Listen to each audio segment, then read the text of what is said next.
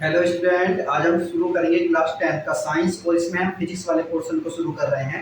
और हम इसमें देखेंगे चैप्टर नंबर 10 जो कि फिजिक्स का है और चैप्टर है हमारा light, reflection and refraction.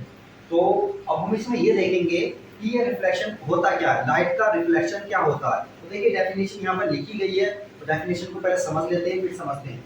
The process of sending back the light rays, light rays जो होंगी उनका वापस मुड़ जाना, which falls on the surface of an object, जो किसी सरफेस पर इंसिडेंट होती हैं, is called reflection of light. मतलब ऐसा समझिए कि ये हमारा एक मिरर है और मिरर हम जानते हैं क्या होता है। मिरर मिरर में क्या होता है, एक साइड में पॉलिशिंग रहती है और दूसरी साइड से लाइट को इंसिडेंट करते हैं। हमारे घरों में भी मिरर होते हैं, हम अपना फेस वगैरह देखने के लिए मिरर का यूज करते हैं। तो देखिए इसमें ये लाइट हमारी यहाँ पर इसके ऊपर इंसिडेंट होगी तो इसे इंसिडेंट रे बोलते हैं। और ये यहाँ से इससे टकराने के बाद में यहाँ पर जैसे इंसिडेंट होगी तो इससे टकराने के बाद में ये वापस इधर हो जाएगी, तो इसे कहेंगे रिफ्लेक्टेड रे। और ये देखिए किस तरह से है, ये हमारा एक ही मीडियम है, लाइट का किसी सरफेस से टकराने के बाद उसी मीडियम में वापस मुड़ जाना हमारा कहलाता है रिफ्लेक्शन ऑफ लाइट।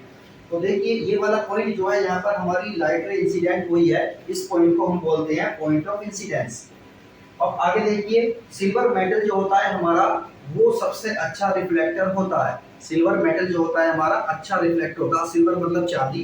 तो जो सिल्वर, जैसे कि हमें किसी को मिरर बनाना है तो मिरर के लिए क्या करेंगे, मिरर के ऊपर एक साइड में हम पॉलिश कर देंगे, सिल्वर की कोटिंग कर देंगे। उसके बाद फिर उसमें रेड कलर की कोटिंग कर दी जाती है, जिससे कि वो अच्छा रिफ्लेक्टर हमारा बन जाता है, उसमें चेहरा भी हमारा साफ नजर आता है। अब देखिए ये कुछ इससे रिलेटेड हम जो ये रिफ्लेक्शन है इससे रिलेटेड कुछ हम डेफिनेशंस वगैरह देखते हैं क्या होती हैं। तो देखिए एम डैश हमारा एक मिरर है जिस पर पॉलिश हो रही है, और ध्यान से देखिए ये हमारा इंसिडेंट रे है, और जिस पॉइंट पर ये इंसिडेंट होगी रे इसे बोलेंगे पॉइंट ऑफ इंसिडेंस बोलेंगे। और ये रे इंसिडेंट होने के बाद में रिफ्लेक्ट हो जाएगी, इसे हम रिफ्लेक्टेड रे बोलेंगे। और इस पर जो नॉर्मल होगा हमारा, इस पर जो एक लाइन ये खींची हुई है एन ओ लाइन जो है हमारी, इसे बोलते हैं हम नॉर्मल। तो नॉर्मल किस पर होता है, एम एम डैश पर ये नॉर्मल होता है। नॉर्मल किसे बोलते हैं, जो 90 डिग्री का एंगल बनाते हुए लाइन खींची जाती है किसी सरफेस पर, तो उसे बोलते हैं नॉर्मल। तो ये एन ओ क्या है हमारा, नॉर्मल है, किस पर है, एम एम डैश पर नॉर्मल है ये। अब ध्यान से देखिए ये हमारा आई, एंगल आई, ये एंगल आर। एंगल आई क्या है हमारा, एंगल ऑफ इंसिडेंस। एंगल आई को क्या बोलते हैं, एंगल ऑफ इंसिडेंस, क्योंकि ये इंसिडेंट रे एंगल बना रही है। और ये एंगल किस किसके बीच का होता है, नॉर्मल के बीच का और इंसिडेंट रे, इन दोनों के बीच का एंगल होता है, इसे बोलते हैं आई। आई मतलब इंसिडेंट, तो इंसिडेंस एंगल बोलते हैं इसे। और ये होता है एंगल आर। एंगल आर किस किसके बीच होता है, नॉर्मल के और रिफ्लेक्टेड रे के बीच में होता है, और इस एंगल को हम बोलते हैं एंगल ऑफ रिफ्लेक्शन। तो इस तरह से हमने ये चीज इसमें समझी कि किन चीजों को क्या कहते हैं, रिफ्लेक्टेड रे क्या होती है, इंसिडेंट रे क्या होती है, पॉइंट ऑफ इंसिडेंस क्या होता है, नॉर्मल क्या होता है, ये सब हमने अच्छे से जाना। अब हम जो है रिफ्लेक्शन के लॉज जानते हैं कि रिफ्लेक्शन के लॉज क्या होते हैं। अब हम देखते हैं laws of reflection of light क्या है हमारे। देखिए इसमें दो लॉज हैं, टू लॉज ऑफ रिफ्लेक्शन होते हैं हमारे। पहला है हमारा first, the incident ray, the reflected ray and the normal. Normal कहां पर, at the point of incidence. Point of incidence पर जो हमने नॉर्मल बनाया है ये all lying in the same plane, तीनों के तीनों एक ही प्लेन में होंगे। कौन कौन सी चीज, एक तो इंसिडेंट रे, रिफ्लेक्टेड रे और नॉर्मल, तीनों के तीनों कहां होंगे, एक ही प्लेन में होंगे। अब पहले इन्हें इस डायग्राम से समझते हैं। तो देखिए इंसिडेंट रे ये रही, रिफ्लेक्टेड रे ये रही, और ये हमारा नॉर्मल है। ये तीनों के तीनों हमारे एक ही प्लेन में होंगे। इस बात का क्या मतलब है, इसे इस तरह से समझिए।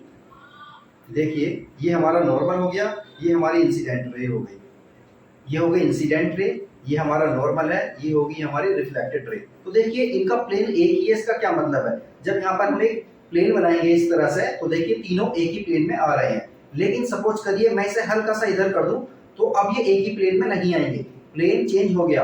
अब इसके लिए कम से कम हमें देखो एक प्लेन ये रहा, एक प्लेन ये रहा, तो इस तरह से प्लेन हमारा क्या होगा, बदल जाएगा। मतलब अब देखिए ध्यान से दोबारा देखिए, ये सारे के सारे क्या है, हमारे एक ही प्लेन में है। इसका क्या मतलब है, तो देखिए जैसे हम एक प्लेन बनाते हैं इस तरह से, प्लेन समझते हैं ना, प्लेन मतलब एक शीट बनाते हैं। इस तरह से हमने एक शीट बनाई, इस तरह से ऐसे कर रहे हैं हम, शीट बना रहे हैं एक, तो ये सब के सब एक ही प्लेन में है, लेकिन जैसे ही हमने इसकी डायरेक्शन चेंज कर दी, इसे हल्का सा इधर कर दिया हमने, तो देखिए ये दो तो एक प्लेन में आ गए।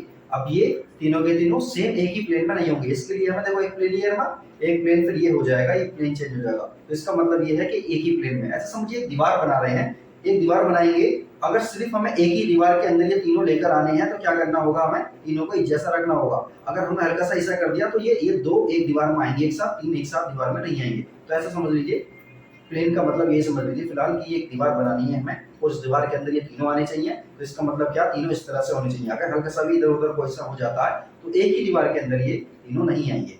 तो एक प्लेन का मतलब हमारा क्लियर हो गया है, पहला पॉइंट हमारा क्लियर हो गया है, तीनों के तीनों हमारे क्या है, एक ही प्लेन में होंगे। दूसरी बात है हमारा second law, the angle of reflection is always equal to the angle of reflection. Angle of reflection angle of incidence के इक्वल होगा। तो एंगल आई जो कि एंगल ऑफ इंसिडेंस है, एंगल आर जो कि एंगल ऑफ रिफ्लेक्शन है, ये दोनों के दोनों हमेशा हमारे क्या रहेंगे, इक्वल रहेंगे। तो ध्यान से देखिए यहाँ पर ये वाला एंगल जो है हमारा और ये वाला एंगल दोनों हमेशा कैसे रहेंगे, इक्वल रहेंगे। अगर इसके एंगल को हम चेंज करेंगे, ये वाला एंगल हमारा अपने आप चेंज हो जाएगा। तो इस तरह से टू लॉज ऑफ रिफ्लेक्शन है जो कि हमने अच्छे से समझे। अब हम आगे चल के कुछ और इसके बारे में देखते हैं। तो वीडियो को देखते रहें, ज्यादा से ज्यादा शेयर करें, कमेंट करें और चैनल को सब्सक्राइब करें।